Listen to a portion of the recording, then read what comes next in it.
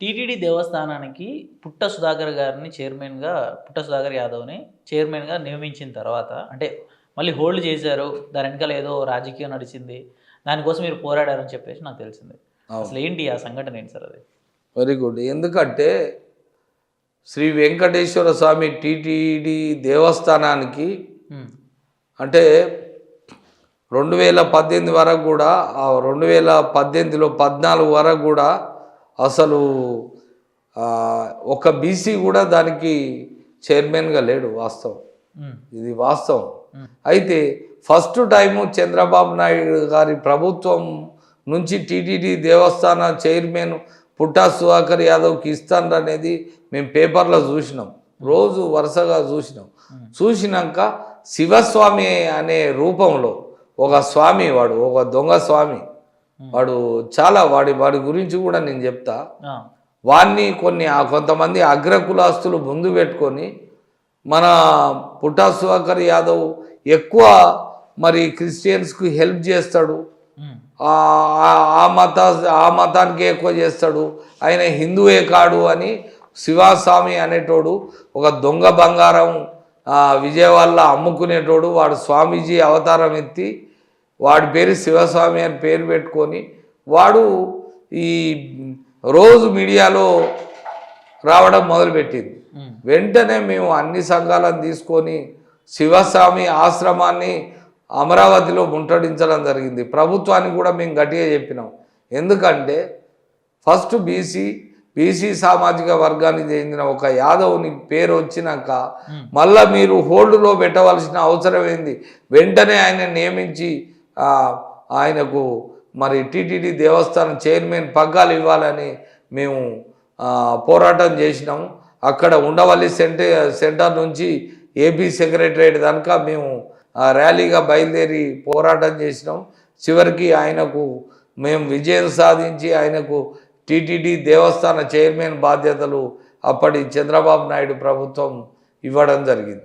Sir, Komaravelli దేవస్థానం విషయంలో కూడా మీరు చైర్మన్గా యాదవ్సే ఉండాలి అని చెప్పి అప్పట్లో పోరాడారు అండ్ నిరాహార దీక్షలు కూడా చేశారని చెప్పి తెలుసుకున్నాను. వాస్తవంగా ఏంటంటే మేము పోరాటం చేయడానికి నిజాయితీ ఉంది, నేను ముందే చెప్పిన అర్థం ఉంది. సార్, కానీ ఇక్కడ మేము నిజాయితీ లేకుండా మేము ఏ పని చేయం.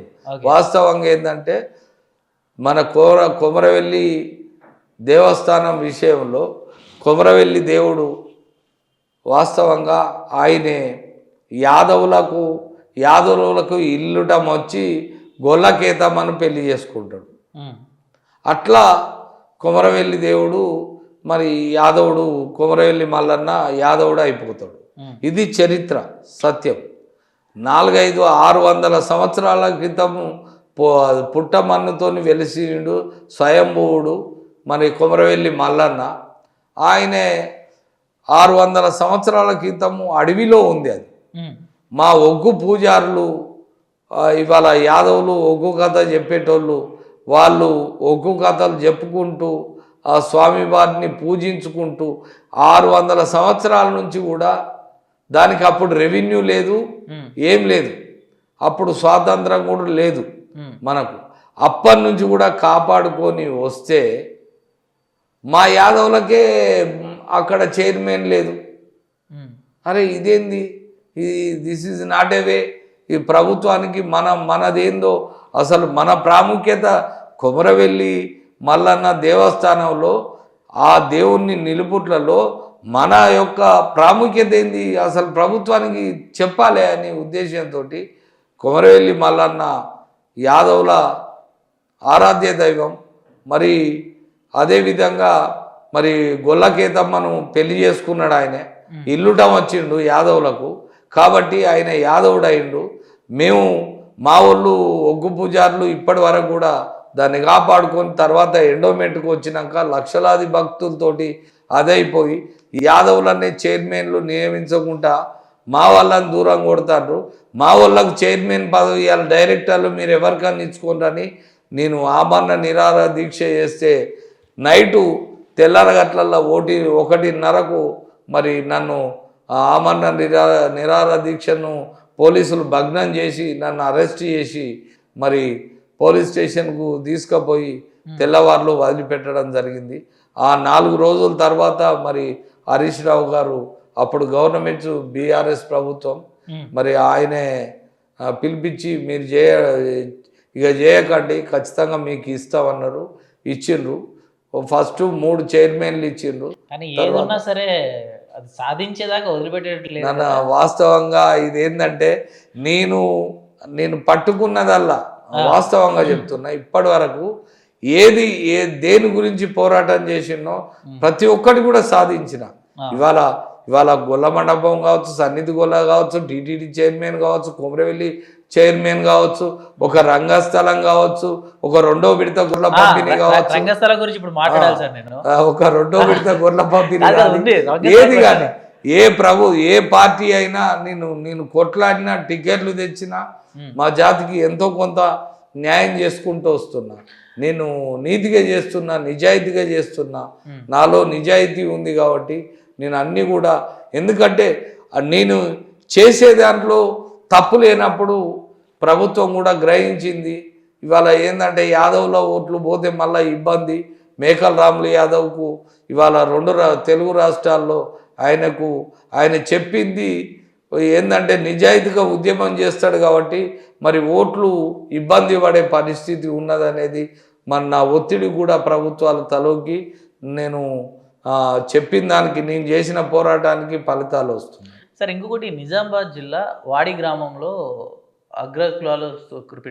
అగ్రకులస్తులు కొంతమంది ఒక కుటుంబాన్ని వెలివేశారు, సాంఘికంగా వెలివేశారు, దూరం పెట్టారని చెప్పి ఒకటి ఇష్యూ జరిగింది. దానికోసం మీరు వెళ్ళి నిలబడ్డారు, ఆ కుటుంబాన్ని మళ్ళీ తీసుకెళ్లారనే ఒక స్టోరీ ఏదో ఉంది. ఏంటి సార్ అసలు? వాస్తవంగా ఏంటంటే నిజామాబాద్ జిల్లా బాల్కొండ నియోజకవర్గం వాడి గ్రామంలో జరిగింది.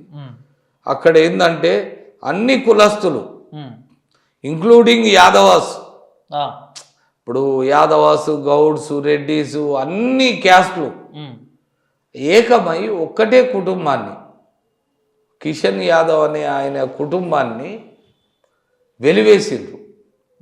గొడవలై వెలివేసి ఏం చేసిండ్రంటే వాళ్ళ యొక్క సాంఘిక బహిష్కరణ ఊరు నుంచి ఆ ఇంటి వాళ్ళతోని ఊరోళ్ళు మాట్లాడొద్దు, మాట్లాడితే ₹1,00,000 దుర్మానం. 1,00,000 రూపాయలు. ఏ కుటుంబం వాళ్ళతో మాట్లాడినా 1,00,000 దుర్మానం. ఇది మన దుకాణం పోయి మరి పప్పు కావాలన్నా, ఉప్పు కావాలన్నా తెచ్చుకుంటే దుకాణపోడు ఇవ్వద్దు. వాటర్ ట్యాంక్ కాడికి వాటర్ పోతే వాడు మాట్లాడాడు. సాంఘిక బహిష్కరణ అంటే ఎంత భయంకరం అంటే దాంతో కూడా ఆగకుండా వాళ్ళకున్న 5 ఎకరాల పొలాన్ని శ్మశాన వాటికలో కలిపి అడ్డుపోయిన ఆ కిషన్ యాదవ్ కుటుంబాన్ని విపరీతంగా దాడి చేసి కొడితే భయంతో పారిపోయి భీమండిలో జాక్కున్నారు. జాక్కుంటే వాళ్ళు జాక్కున్న 2 నెలల తర్వాత ఎవరో చెప్పి పలానా మేకల రాములు యాదవ్ అయితే మిమ్మల్ని కాపాడగలుగుతాడు అని చెప్పి వాళ్ళు ఒకరోజు భీమండి నుంచి కుటుంబ సభ్యులు మొత్తము మా ఇంటికి రావడం నైట్ 12 అయింది. అప్పుడు వస్తే మా ఇంట్లో వాళ్ళను ఉంచుకొని తెల్లారంగా నేను మాట్లాడి, నేను వెంటనే కలెక్టర్ను సంప్రదించిన, ఏసీపీ గారితో మాట్లాడిన, సిపి గారితో మాట్లాడి వెంటనే ఆ కుటుంబాన్ని తీసుకుపోయి నేను అదే వాడి గ్రామానికి వెళ్ళి వందలాది మందితో వెళ్ళి నిరాహార దీక్ష చేసిన. మీరు ఇక్కడ ప్రభుత్వం ఉందా? డెమోక్రసీలో ఉన్నారా?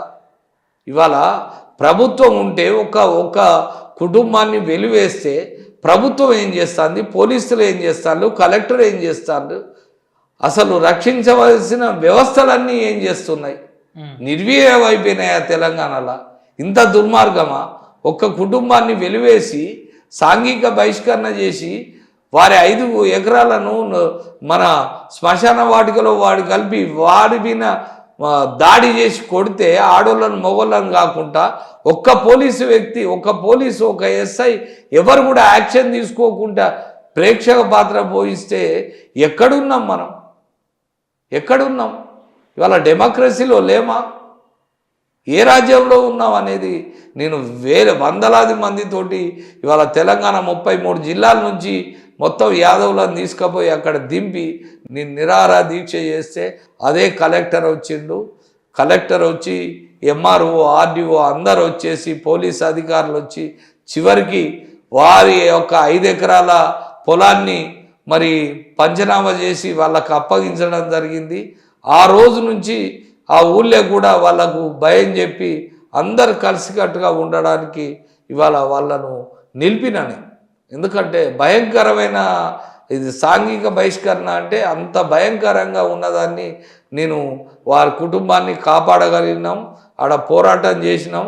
ప్రభుత్వం మీద కూడా విరుచుకుపడ్డా ఇది ఎక్కడున్నాము రాక్షస పాలన ఇది అని కూడా విరుచుకుపడి ఆ ప్రాబ్లంను సాల్వ్ చేసి ఆ కుటుంబాన్ని కాపాడడం జరిగింది. సార్ తెలంగాణలో 2వ విడత గొర్రెల పంపిణీ గురించి మీరు పోరాటం చేశారు, అసలు ఏంటి సార్ అది?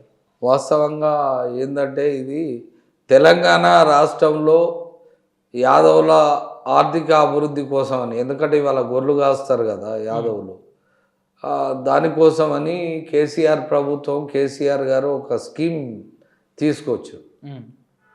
అది ఏంటంటే మన 30 దాదాపు ఇప్పుడు 2వ విడతకి ఏం చేసిందంటే 43,200 కట్టాలి. అంటే ఒక యజమాని ఇంటి యజమాని ఆయనే కడితే అది ప్రభుత్వానికి డీడీ తీస్తే వాళ్ళు మిగతా డబ్బులు 1,20,000 తర్వాత ఏం చేసిండు దాన్ని 1,75,000 చేసిండు. ఏది గొర్రెల రేటు పెరిగింది కాబట్టి దీన్ని స్కీమ్ పెట్టి మొత్తం 7 లక్షల పైచిలకు వాళ్లకు ఇవ్వాలనేది నిర్ణయం తీసుకున్నారు. నిర్ణయం తీసుకున్నాక దాదాపు 3 లక్షల మందికి ఇవ్వడం జరిగింది. మిగతా 3,43,000 మందికి అది ఆపడం జరిగింది. అంటే మొత్తం 6,43,000 మంది, మొత్తం 7 లక్షల చిల్లర. సగం మంది దానికి 3,80,000 ఎంతమందో మొత్తానికి అది ఇచ్చిండ్రు. మిగతా వాళ్ళకి ఆగిండ్రు. మిగతా 3 లక్షల చిల్లర ఉన్నారు, ఆపి ఇవ్వట్లేదు. మరి ఆర్థికంగా డబ్బులు లేకనా ఇప్పుడు వాస్తవంగా ఏంటంటే అందరినీ డిపాజిట్ చేయించుకున్నారు. డిపాజిట్ చేసుకొని కొంతమందికి వచ్చి కొంతమందికి రాకపోతే డబ్బులు ఇవ్వట్లేదు. ఈ స్కీము మరి గొర్రెలను కూడా ఇవ్వట్లేదు. అది మరి ఏం చేయాలి, ఇబ్బందికర పరిస్థితిలో అందరూ మరి ఊర్లలో నుంచి నాకు ఒత్తిడి చేయను, అన్న మేము డబ్బులు డీడీ తీసినాం, మరి మాకు గొర్రెలు ఇవ్వకపోయి మా పైసలు మాకు ఇవ్వకపోయి అనేది తీసుకొస్తే నేను దాదాపు 4 సార్లు తెలంగాణ అసెంబ్లీని వందలాది మందితో ముట్టడి చేసిన. నిజంగా నేను పోరాటం చేసినప్పుడల్లా కొన్ని జిల్లాలు ఇచ్చారు. నేను పోరాటం చేసిన 4 సార్లు చేసిన 4 సార్లు నన్ను అరెస్ట్ చేయడం, ప్రివెంట్ అరెస్ట్ చేయడానికి కూడా ముందు నేను ఎల్లుండి నేను అది అసెంబ్లీ ముట్టడి పెడుతున్నాను ప్రెస్ నోట్ ఇవ్వగానే పోలీసులు ఆ రోజు నుంచే నా ఎంబడి వాడడం, ఇంటెలిజెన్స్ వాళ్ళు ఎస్బీ వాళ్ళు ఎట్లయినా నేను అరెస్ట్ అయితే అది ఆగిపోతుంది కదా లొల్లి అని నేను దొరకకుండా తప్పించుకుంటా నేను 4 సార్లు అసెంబ్లీ ముట్టడి చేసినప్పుడల్లా కొన్ని వేల మందికి ఇవ్వడం జరిగింది. ఇంకా కొంతమంది కూడా ఇవ్వని పరిస్థితి ఉంటే ఇప్పుడు మరి ఇది రేవంత్ రెడ్డి గారి ప్రభుత్వం మేము ఈ స్కీమ్ వాళ్ళు ఎలక్షన్ ముందు ఏం పెట్టిందంటే కాంగ్రెస్ పార్టీ వాళ్ళు మేము ఆ స్కీమ్ కూడా యాదవ్ కార్పొరేషన్ ఇస్తాం, దాంతోపాటు ఇవి 2వ విడత గొర్రెల పంపిణీ మిల్లులు ఉన్న వాళ్ళకు కూడా ఇస్తామన్నారు. చివరికి ప్రభుత్వం వచ్చి ప్రమాణ స్వీకారం అయిపోయినాక చేతులెత్తేసాను, మీ డబ్బులు మీకు ఇస్తాం, 43,200 రూపాయలు మీకు ఇస్తామని రిటర్న్ ఇవ్వడం జరిగింది. ఆ విధంగా ఏంటంటే మా వాళ్ళకు ఆ స్కీమును దాదాపు 80% ఇప్పించడానికి నేను దాదాపు 4 సార్లు పోరాటం చేసిన. ఆ పోరాటంలో కొంత విజయం అయితే సాధించారు జరిగింది.